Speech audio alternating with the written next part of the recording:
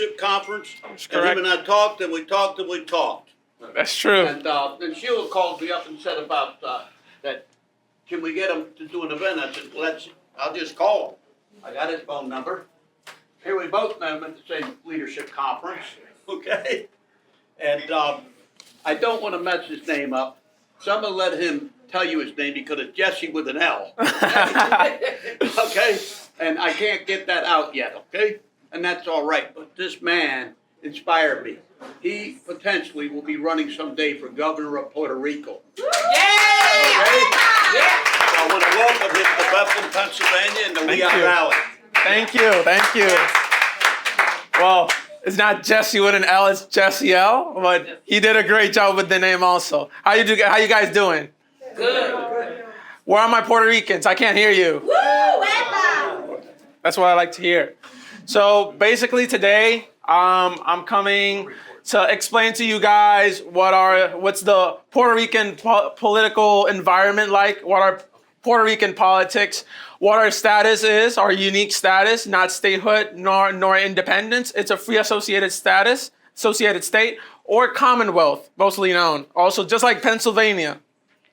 But also the composition of our parties and everything. We do not have predominantly Republican or Democrats, curiously enough. Also, I come here to explain to you my vision for Puerto Rico. That vision, what I want for Puerto Rico, for my town in Isabela. So, for Isabela, so a vision that I truly want to see come to Puerto Rico. Puerto Rico is obviously passing through tough times, energy crisis, economic crisis, fiscal debt, you name it. But we all know Puerto Rico has a great environment, great hospitality, and great potential. So starting off with that, we have a lot of pros and contras. One of the negative things is our economic system.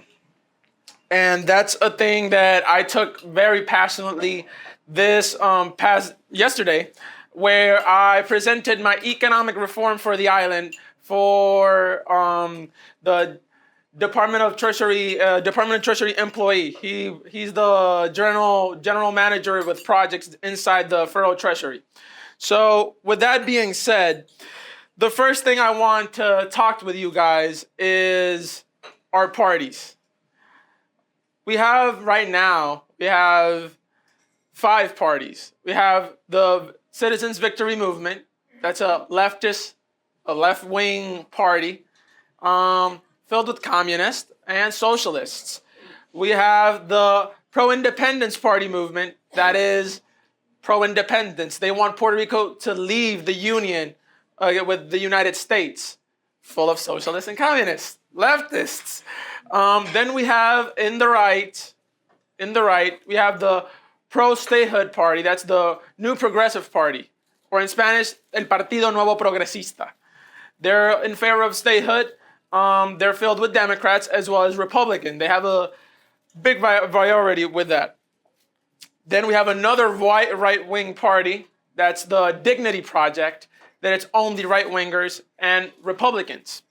They're very religious-based and very economic liberty friendly. And then you have my party, the Popular Democratic Party, the party that founded the status that we have in Puerto Rico. In 1938, founded by Luis Muñoz Marin, the creator of the free associated status or Commonwealth status, the founder of what we have today, and the founder also is Mr. Fernández, that he helped for the Constitution to be created. My party advocates for a unique relationship with the United States. Also, we are not a colony. I wanna make that thing clear. Pro-statehood people and pro-independence people say we're a colony. We are not a colony. If we were a colony, we would not have a governor. We would not have our own Department of Education. We would not have our own Treasury Department. And obviously enough, we would not elect our governor. So we are not a colony. And funny thing, the pro-statehood party celebrates the U.S. citizenship that we gained. Yes, the United States invaded us. Yes, the United States gave us the U.S. citizenship so we could participate in World War I. But the party that solidified the U.S. citizenship for Puerto Ricans was the Popular Democratic Party. It was not the New Progressive Party. It wasn't the Pro-Independence Party. Then you see pro-statehood people from that party. There's a lot of great people inside the pro-statehood party that say we're second-class U.S. citizens. We're a colony. But when it comes in the U.S. holidays or Puerto Rican holidays to celebrate the U.S. citizenship, they're the first people celebrating the U.S. citizenship. So it's very funny. So that's the parties. My party, uniquely, is the Popular Democratic Party, created the free associated status. My party is filled with Democrats, but also has a big Republican base that has been quiet for a long time. And I'm gladly and excited to say that I would say, the first Republican active inside that party that I would tell, which is my camera? That one.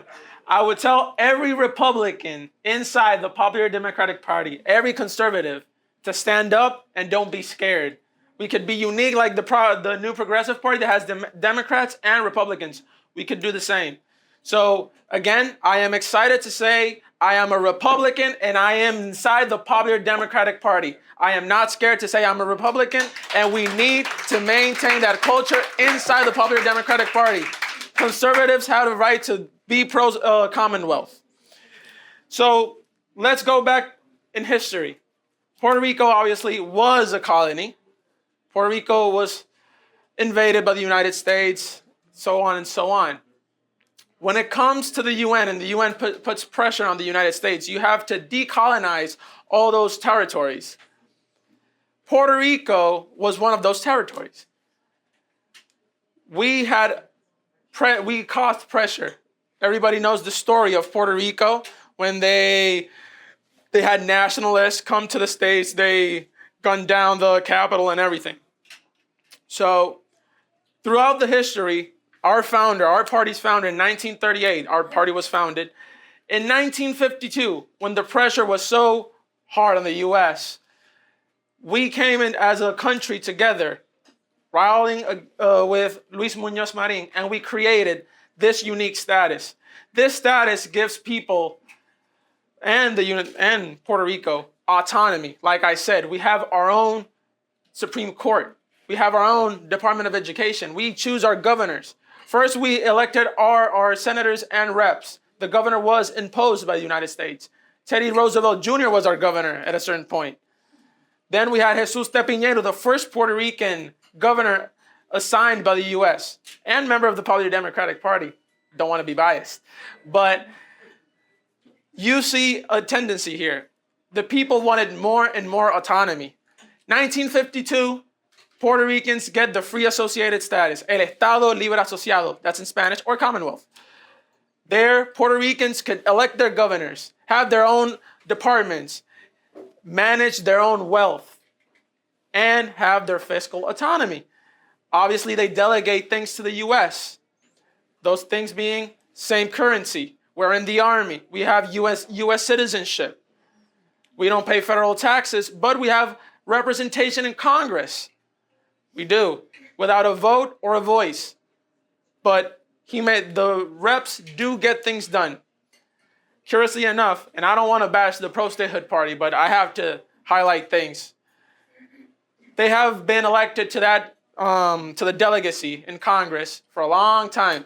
For the first time, like in 16 years, my party won the seat for the delegacy here in the U.S. He's a Democrat, a moderate Democrat, I would say. But for the first time, I could say Puerto Rico is going on a great path. He's focused not on status, because all the New Progressive Party has only offered is statehood.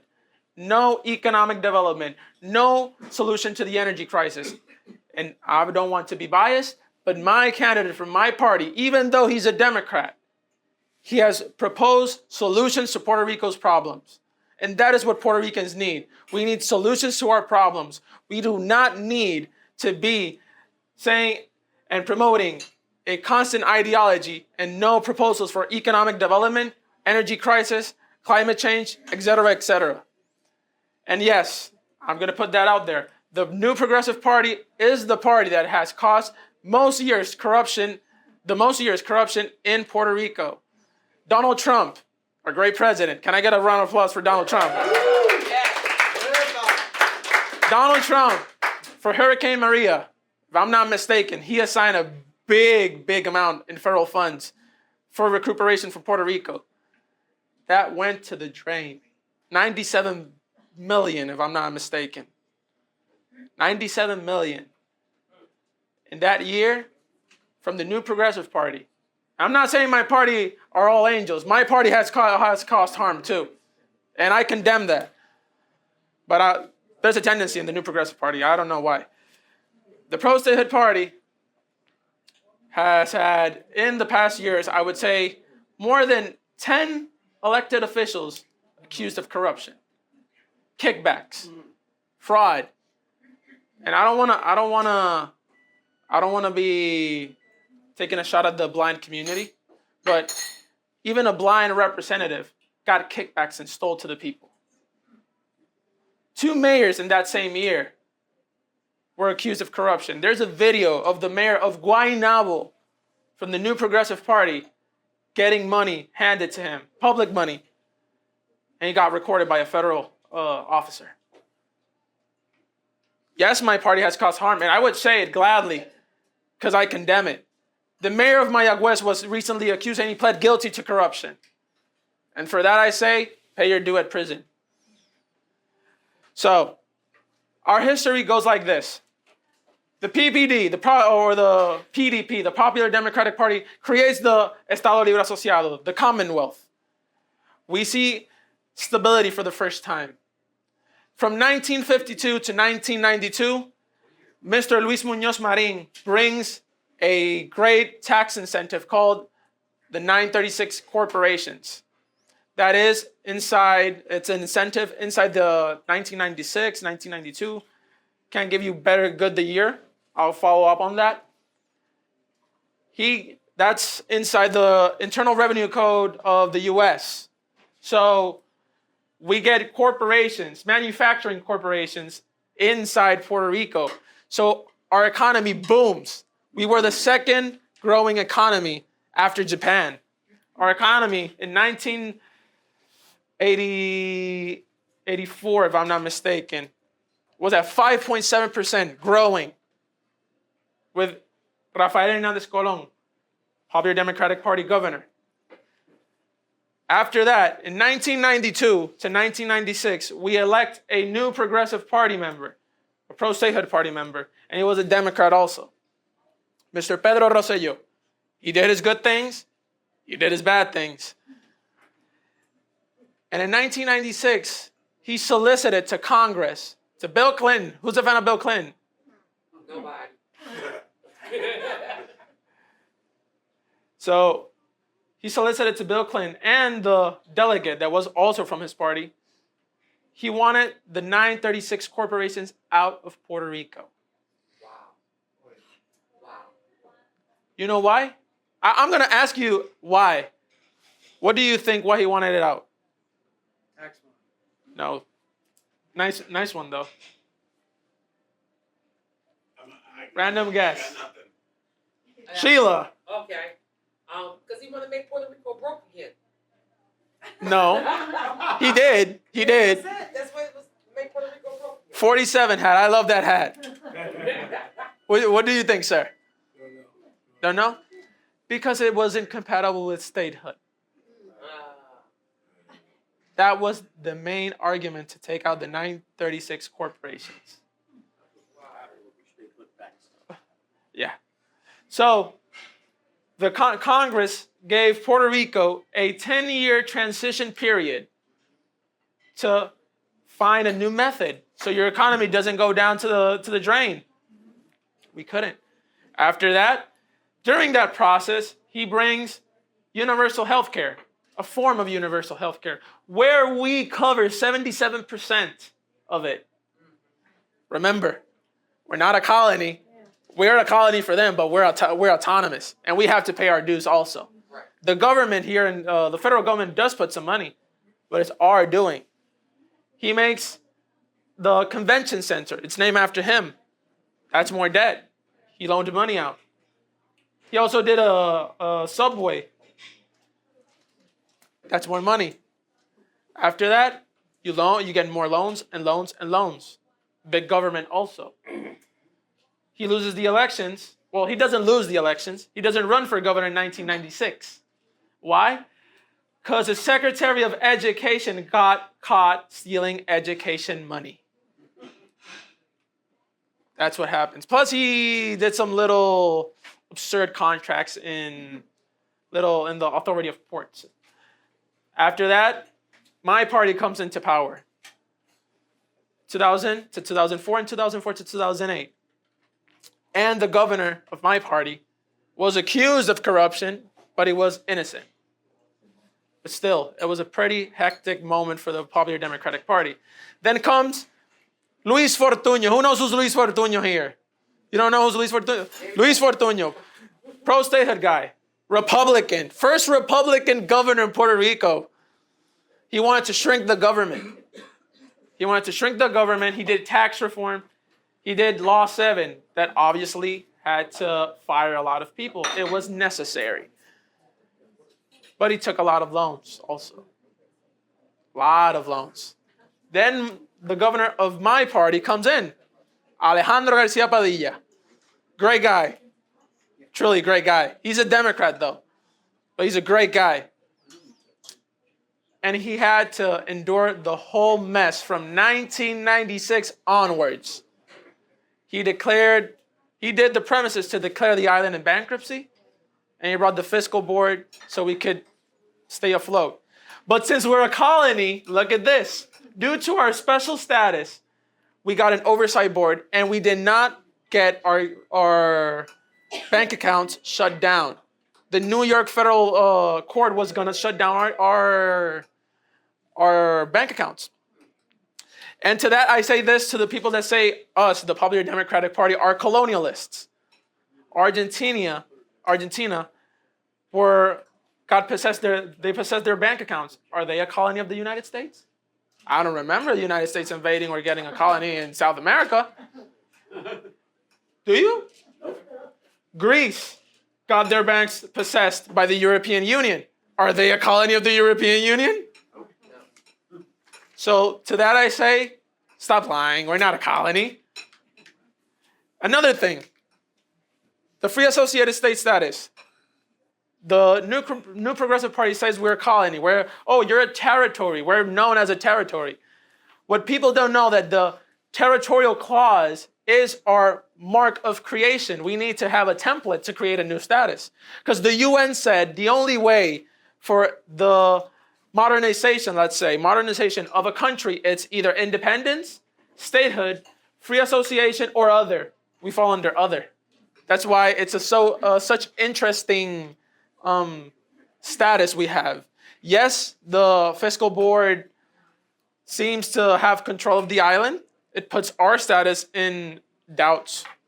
And yes, we have things that we want to develop and we want to update in our status. We tried to do it in the 70s and the 60s. We had a mandate from the people to keep developing the Commonwealth status. And when we were going to do it, no Democrat president did it. It was Gerald Ford that wanted to help Rafael Hernández Colón to develop the Free Associated State status. Then Gerald Ford lost. And the candidate of Rafael Hernández Colón lost. My candidate of my party in that time lost also. The pro-statehood party shut down everything because they knew if we developed more our status, statehood would not be an option. And the problems that we have today in Puerto Rico are not status-based. Would you agree that energy crisis is due to status because we're not a state? Would you agree that economic development is due to the status? Corruption, is it due to the status? No, it is not. Because every time the New Progressive Party fails in their endeavors, they blame the status. They weasel out and blame the status. Our governor right now is a Republican. She's not from my party. She's from the New Progressive Party. And I have to say it. If I have the moral authority by myself to criticize my own, I'll criticize her as well because she's a Republican. And I would say she's doing a bad job. A really bad job. 100 days as governor. Nothing. Nothing. People consider her a rhino. I wouldn't say that. I'm not going to take that posture. I wouldn't see. There's people saying it's a rhino. I'm not saying she's a rhino. Zero. She campaigned on taking the private company, the electrical company, out. Nothing. We had a massive shutout in energy these past days. You know what she said? You're not going to lose your groceries in 24 hours.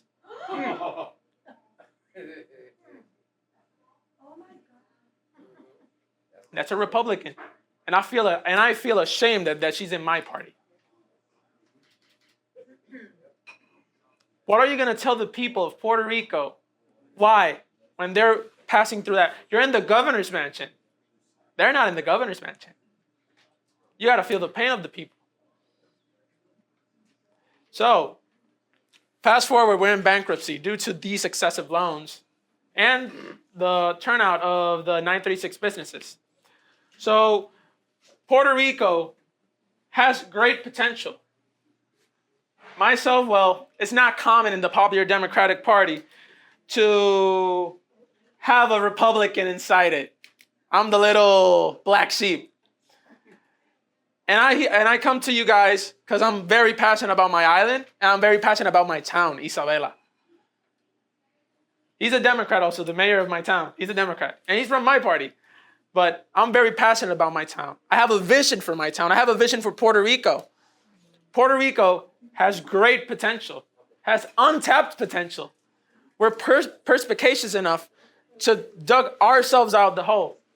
Like Reagan said, if you know the quote, you know the quote. Government is not the solution to our problem. Government is the problem. That's right. Amen. Yeah. Government is the problem. So, this is why I tell you, the government of Puerto Rico, 133 agencies, the most in each in the jurisdiction of the United States. We got 5 taxes to the people. As I said, I did economic reform for my project and my internship. We tax people on consumption, 11.5% consumer tax. Who said Jesus? Yeah. There's another word for that. There's another word for that. They make less money than what we do here. What? They make less money in Africa than what we do here. Yes. And the taxes are higher than what we have here. When you're in the expressway, you get taxed on that too. That's the second tax. Income tax. It's a double taxation frame. If you exceed a bracket, you have to pay a fee. And after you pay a fee, you have to give a percentage of your money. Bad as Europe. What? Bad as Europe. I'm not going to take a shot at Europe. I'm taking a shot at my elected officials. So then we have the business, the people that risk their money, our people. And I reformed that tax bracket. I take to heart that I reformed the tax bracket of Puerto Rico in the corporate tax bracket. We have a 6-tier tax bracket for businesses. And it's a double taxation tax bracket also. From $0 to $75,000, you have to give 5% of your income. But it doesn't stop there. After that, you have to give an extra 18.5% of your income. It's 19% in total. That's what the top tier income in the bracket gives up front. The top tier gives 19% up front. After that, 18.5. That's 37.5%. 6 tiers. I did the math. For a 65 earning business, you fall to 50K to 40. 50, 40 something. So you're losing a lot of money. So my vision of Puerto Rico, oh, by the way, We have 129 occupational licenses also. Our GDP, $117.9 billion. Per capita, 35. After taxes, you're down at 30. You lose $5,000 automatically. We have 0.9% infertility rate per woman. Nobody wants to have kids. Then we have unemployment rate, 5.7. But, like I said, 133 agencies. Government is the biggest employer in Puerto Rico.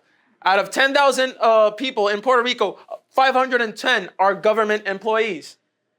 And to add insult to injury, we have a 40% workers' participation. Nobody wants to work because you have a tax bracket that doesn't incentivize people to work.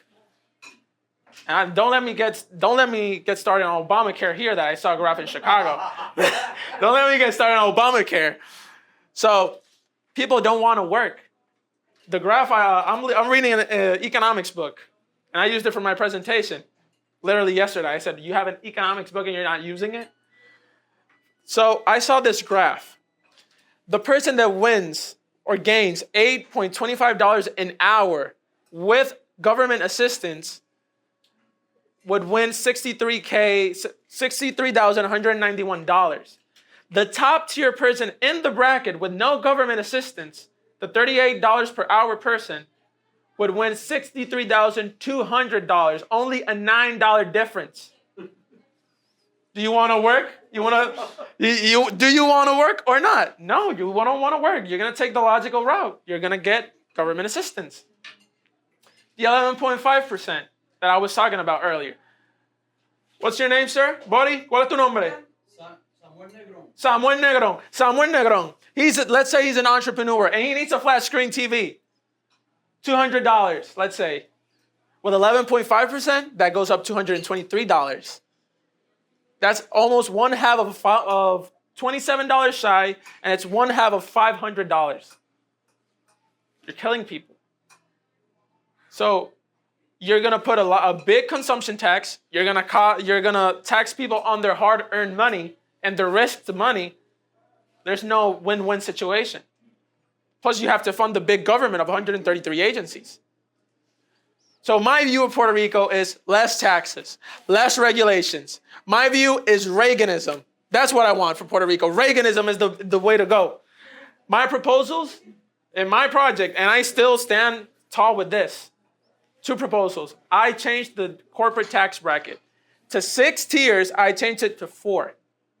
The highest income person that has to give is 20%, and they don't have to give 18.5% extra, just 20%. And that's $400K up, so you're not gonna feel that an inch. So more money in the people's pockets equals consumption, because Puerto Rico is a consumption-based economy also.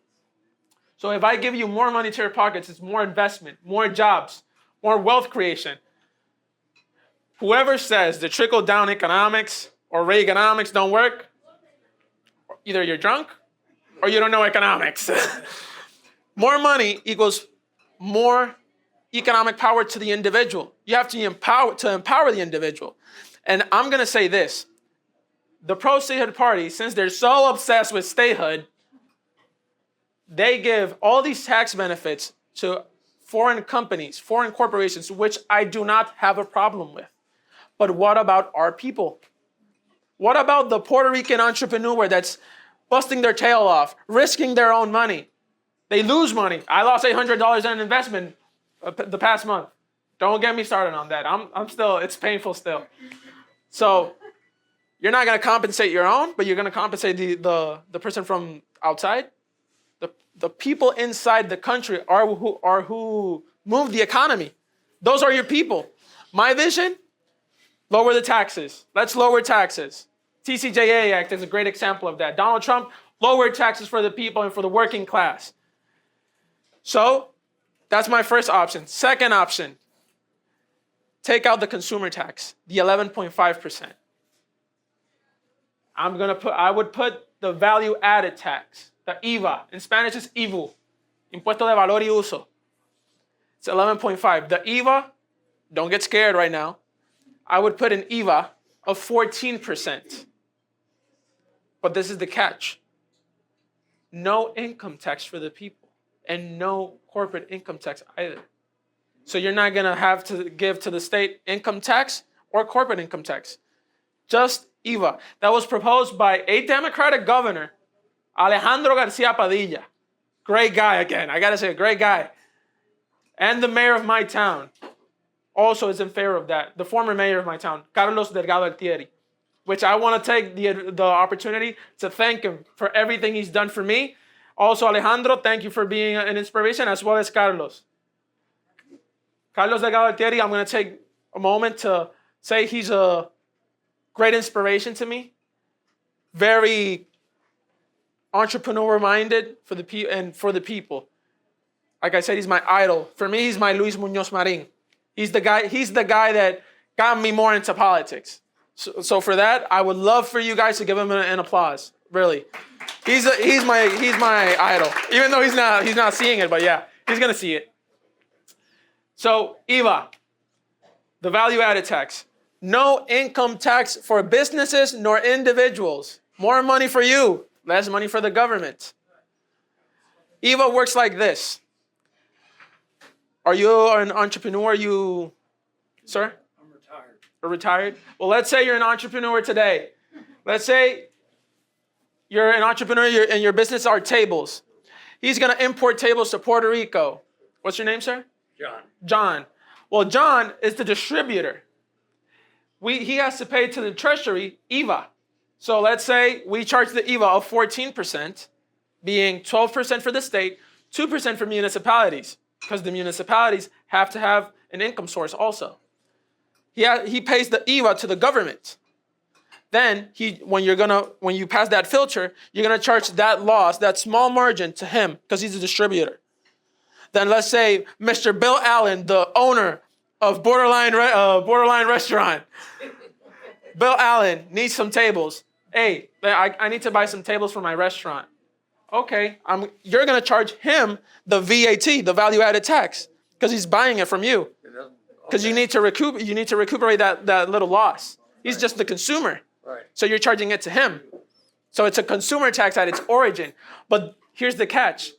Since we don't have no corporate or state income tax, we do not have tax evasion. So the best thing to do here, because by law it's enforced, when you, sir, import the tables, you report it to the Treasury Department. When you sell that table to Bill, Mr. Owner of Borderline Restaurant, you have to report to the Treasury that you charged him the tax because he already charged you the tax. And that's how the machine works. So nobody evades taxes. There's no tax evasion, more money for the people, and more consumption. And those that have an entrepreneur-like mind, they risk their money without having to give money to the government. So my vision is, like I said, less taxes, less regulations, Reaganism. Less taxes equals more money. More money equals more investment. More investment, the economy booms. So after that, when we have all those components, what's going to happen to the government of Puerto Rico? Since they're not getting that much of revenue. Shrink the government. Shrink the government. We need to shrink the government. 133 agencies. It's unpopular. I'm saying it on camera. But we need to do it. We need to sacrifice if we want to win in the long term. We need to have a less populist campaigns in Puerto Rico. We need to be less populist and more conscious. Puerto Ricans, even though it means job firings, we need to do it for the sake of Puerto Rico. So if we think in the long term, Puerto Rico will be booming. The individual will be booming. They're not going to be scared to be an entrepreneur. They're not going to be scared to risk their money. So after that, it's important to do a transition plan so that people, when they're out of the government, they go and they're absorbed by the private sector. And let me tell you, private sector jobs are better than government jobs, in my opinion. So And if you cut taxes for corporations, better benefits for the employees. So it's a win-win situation. So if we cut off all these regulations, we cut off the wasteful spending. Puerto Rican government, funny enough, spends millions of dollars intervening in the coffee market in Puerto Rico. They buy coffee. I don't know why. They buy coffee. They like their caffeine. I don't know why. But yeah, they like their caffeine. So in Isabela, my town, my beautiful town, I see that vision for Isabela. Isabela has great potential. Isabela needs more security though. It's not a big menacing town, but I would say that Isabela has great potential. We need more security, more healthcare, we need a hospital. This is a little nationalist of my part with the town, but I want children to be born in Isabela. I don't want children to be born in Ponce or in Arecibo. I want them in my town. I need to keep the kids in the town. Also, let's say, God forbid, a child, overdose, gunshots, accident. It's in a matter of seconds. You could die easily. From going to Isabela to Aguadilla, that's where it's the nearest hospital. That's the town next. You could die. Or if you go to San Juan, to the capital, that's a 1-hour drive. Or to Mayagüez, 40-minute drive. You could die. I guess we're on the same page. We need more healthcare in Isabela. Sports, I would say it's booming. But I can't oblige to this. For the first time, I'm going to say it. In the recent days, Isabela found 30 stray dogs next to our river. And the solution is, since we don't have a place to put aside the dogs, take care of them and everything, we have private associations that deal with this crisis. We have associations and nonprofits that take care of dogs, stray dogs. So the solution is, of the mayor, to sell a little sticker it's a little sticker. He hasn't proposed it. I just saw the news recently. Sell a sticker to mitigate with this. And this is what gave me almost a heart attack. At 22 years old, I'm going to die of a heart attack. No. We're going to tax people with high-value homes. Why? Why you're going to... I'm not saying... What? The money, yeah. The money, yeah. I'm not going to say this. I'm going to say this. I don't have a problem with taking care of animals, but the individual does not have to pay for those costs. The cost is not compatible with the method. I would not tax... What's your name again, sir?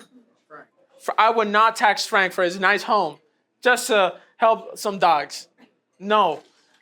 As a leader, as a mayor of Isabela, I would make the connections necessary. Talk with nonprofits, talk with organizations. Let's deal with this dog crisis. Why do we have to tax people? Why do we have to take private money? It's not fair. Recently also, the former mayor of my town, I want to say this, Carlos Delgado Altieri, my mentor. I'm going to say he's my mentor.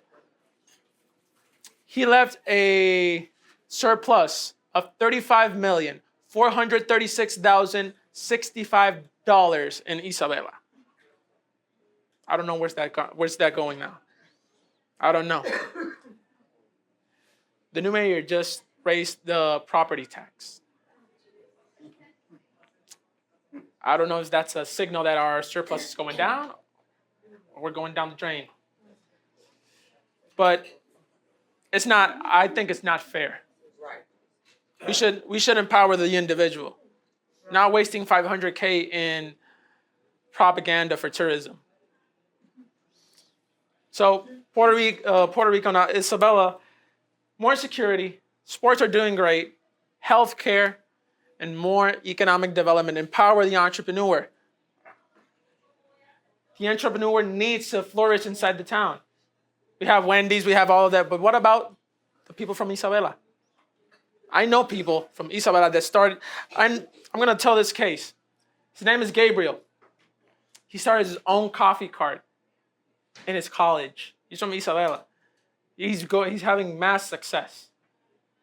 What if we helped Gabriel have his own coffee shop in the town of Isabela? But we're not doing that.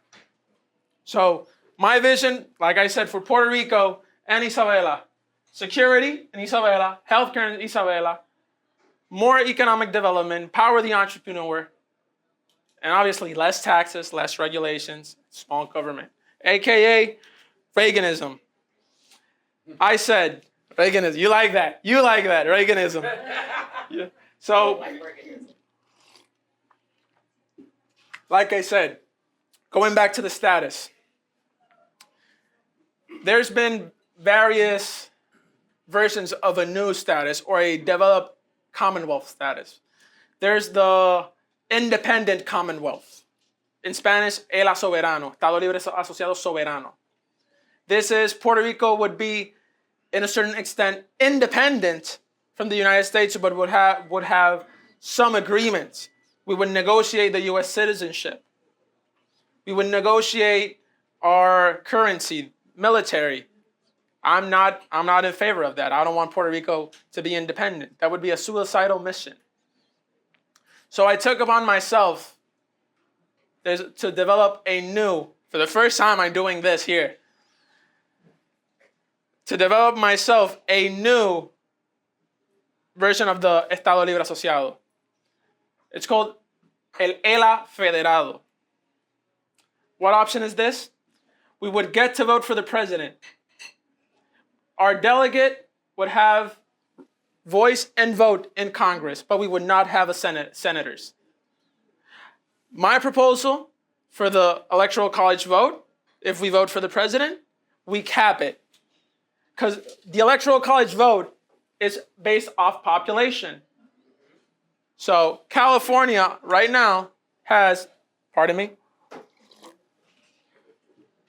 California right now has 52 to 55 Electoral College votes due to their population, and those are their representatives. I propose to Puerto Rico to cap their Electoral College vote to 1 vote to 3. Our population is 3. Let's leave it at 3, since if we do and we develop that. I propose, since Puerto Rico already has access to U.S. markets and all U.S. market allies, I propose to Puerto Rico to have international commerce with only U.S. allies. That being Italy, for example. Germany is a U.S. ally. Let's say, for example, Spain is a U.S. ally. We could commerce with them. And we could delegate some responsibilities like we do with the current status. And we can negotiate revenue shares with the U.S. because the U.S. needs to win. It's important to us that the U.S. wins. If the U.S. wins, all of you win and we win too. So we have the vote for the president. Our congressman has more vote and voice at the floor. We do not have senators, but we would have our congressman. We have a capped electoral college. We could get international agreements. I would say that's not statehood, because I want autonomy also. I'm not saying independence or free association. I'm saying autonomy, like what we have.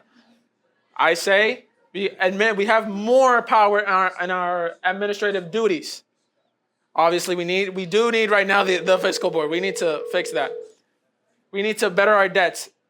But that is my proposal for the Puerto Rico and the Commonwealth status. Not to go more further into statehood and not to go in more further into independence. That's why I call it the federated Commonwealth status. The free associated state federated version. We're not a state. We don't want to be a state because the referendums that say that we want to be a state are manipulated by the statehood party because they do not want to put the Commonwealth status in the ballot. Because the last time they went to against the Commonwealth status, that was 1968. 200,000 vote difference. We beat them. They don't want to go against the Commonwealth. They're scared.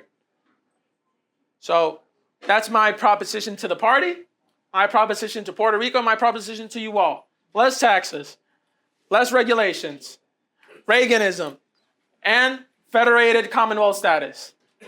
That's my proposition for Puerto Rico. That's my proposition for Isabela. So if we do that, I think we could be more free. We could be more prosperous. And I would like to have the opportunity also to give my acknowledgement to Jorge Rodriguez, the president of the Institute of Economic Liberty. He has proposed numerous projects for economic liberty for individuals, to turn down all the occupational licenses, for cutting taxes, and the government has done nothing. I tell the government to speak to this man. They already approved at least one project. That's bill number 3. It was signed yesterday by the governor. But we need to do more. We need to be more free, economically free. Once we're economically free, I guarantee you that the states want to have Puerto Rico to be a state. But Puerto Rico is being held back by their own elected officials. And I go back again to the Reagan quote. Government is not the solution to our problems. Government is the problem. Government is the problem. So I want to take the moment. Sheila, Yes. can you take the phone and can you put it up front? Okay. Because this is for the people in Isabela and Puerto Rico. Okay. Yeah. We're on Facebook Live. So Yeah. we can make sure that even in Puerto Rico they see what's going on.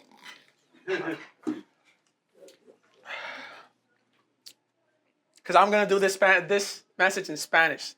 But this I'm going to end. Yeah. Yeah. And if you don't understand, I'll translate it. Don't worry. Say again? We can feel what you said. I'm going to say this. I have 2. Hermano y hermana Isabelina. Compatriotas.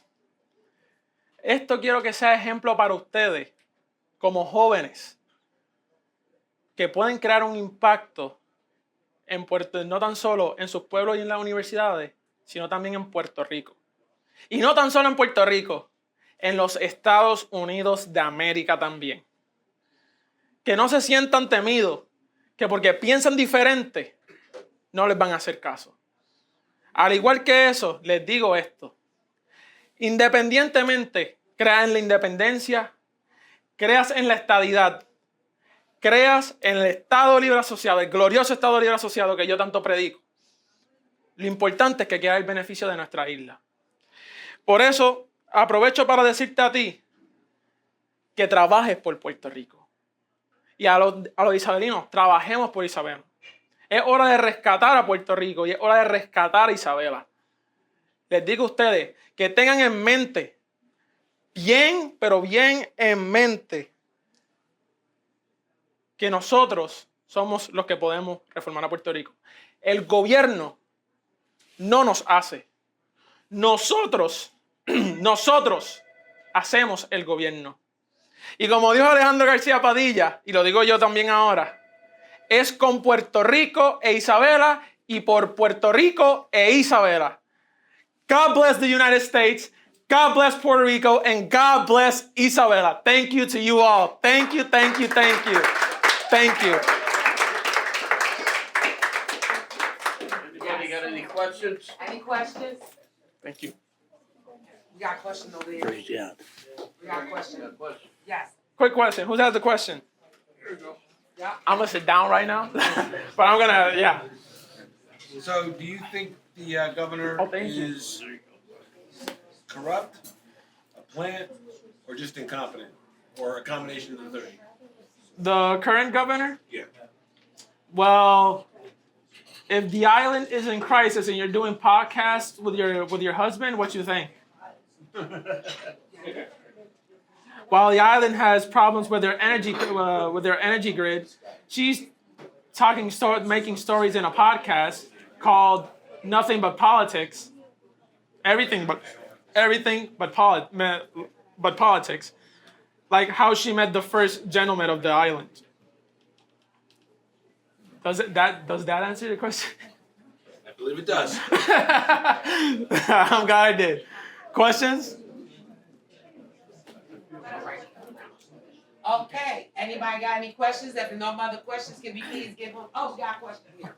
What's your message for Puerto Ricans in Pennsylvania on why they should be Republican? Why they should be Republicans? Yeah. Where's my camera? Where's another camera? That's my camera? You got 2 cameras. There you go. You want it in Spanish? You want it in English? Both. Let's start with English.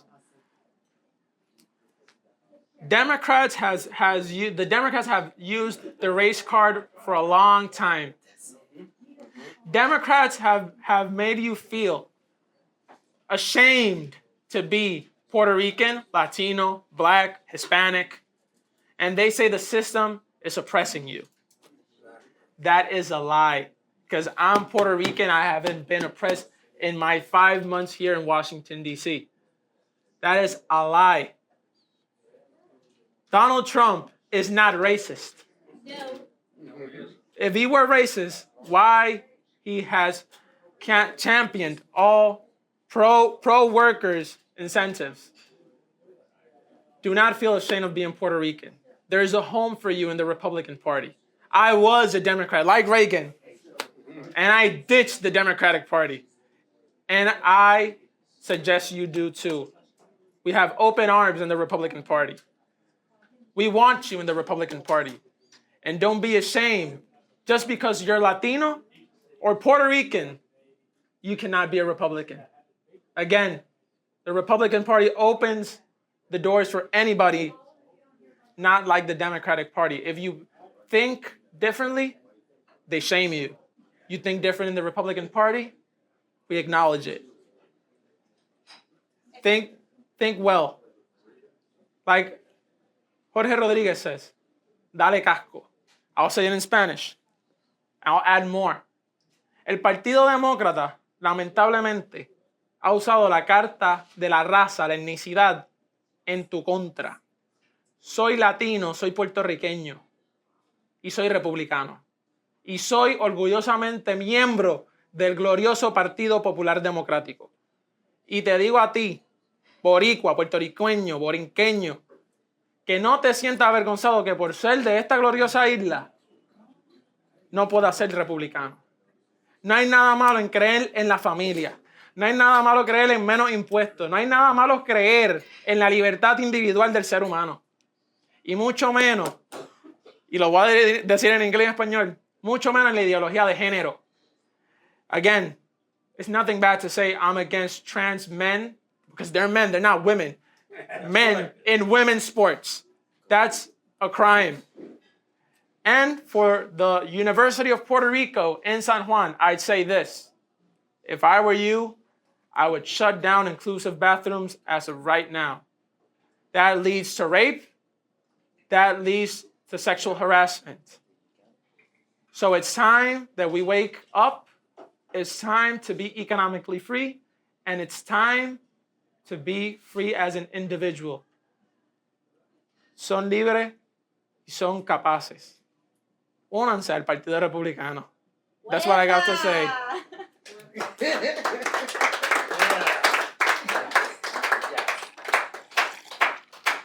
More questions? Any more questions? I'm here all day. No one else has it all.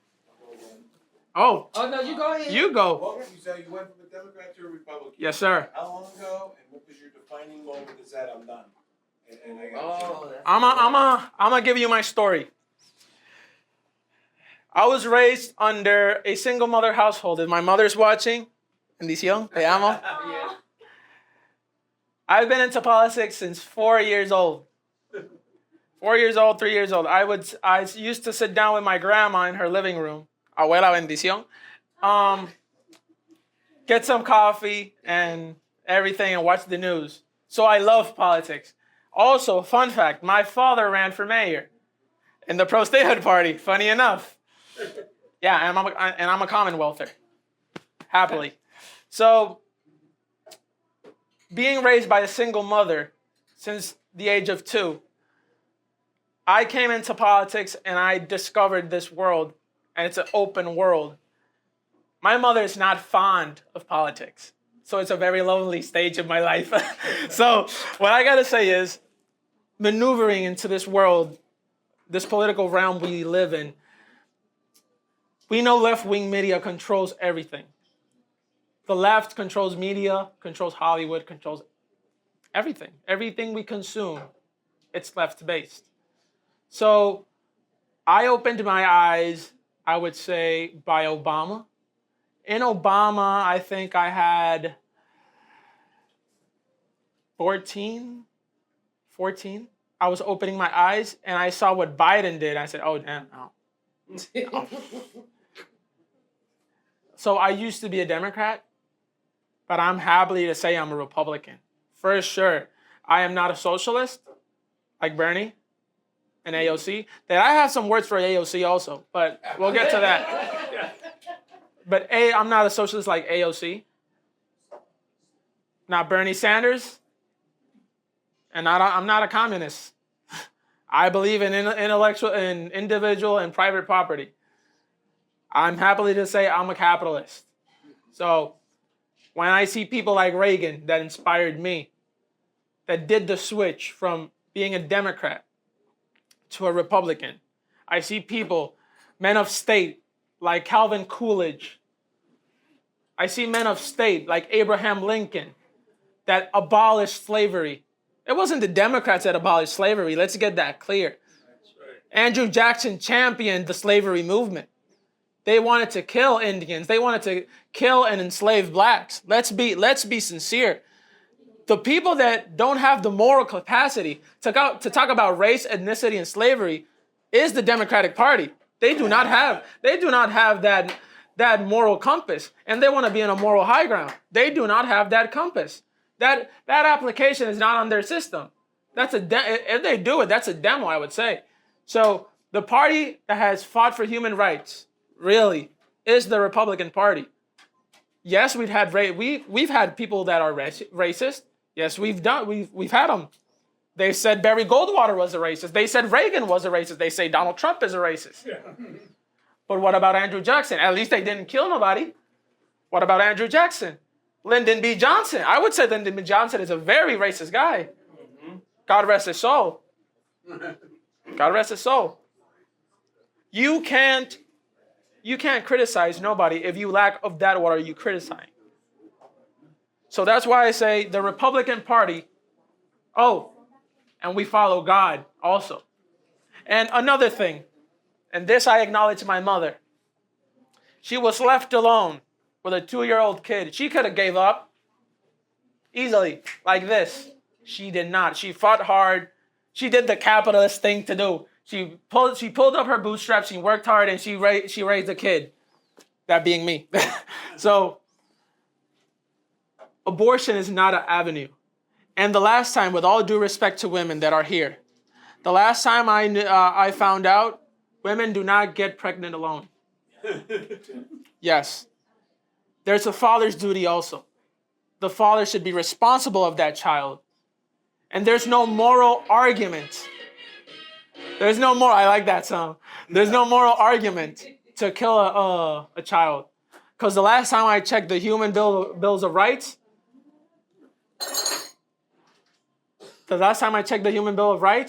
you have a right to live. And when you're pregnant, it starts a process of life. And once you abort a child, you stop that process of life. AKA, you kill that child. So either way, there's no moral compass of abortion. Except, like Reagan, I do believe in the 3 exceptions. Incest, rape, or do or die situation. Nonetheless, there's no moral argument to kill a child. You can't also take a person's capacity to defend themselves. You need to fight for our Second Amendment rights. I personally would not have a firearm, but it's just a me thing. But I do believe people have to be entitled to have a firearm. Do we have to be cautious, regulated, and see what and what not to give the individual? Yes, sure. But we cannot take away the person's right to defend themselves. That's why I applaud Texas for that. I applaud Texas for that. Those are my reasons why I turned Republican. Those are my reasons.